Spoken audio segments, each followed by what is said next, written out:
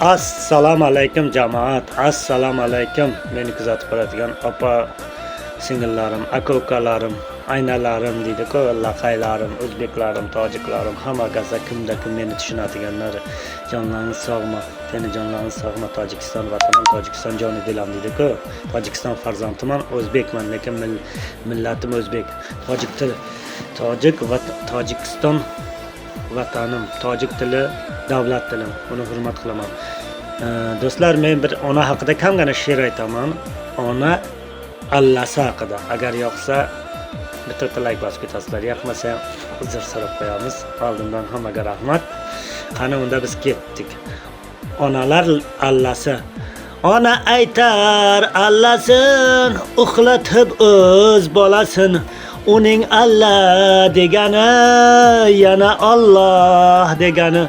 Go'dak bu so'zni tinglab, bola bu so'zni anglab, orom olib yotadi, beshigida qotadi. Ona aytgan bu qo'shiq muhabbatga qarishgan. Har bir odam farzandi, har bir ona dilbandi. Bu Allahni tinglagan, Allahdan bahra olgan. Har bir bo'lsin onajon, bor bo'lsinlar onajon, yangrasin Allah jonlar.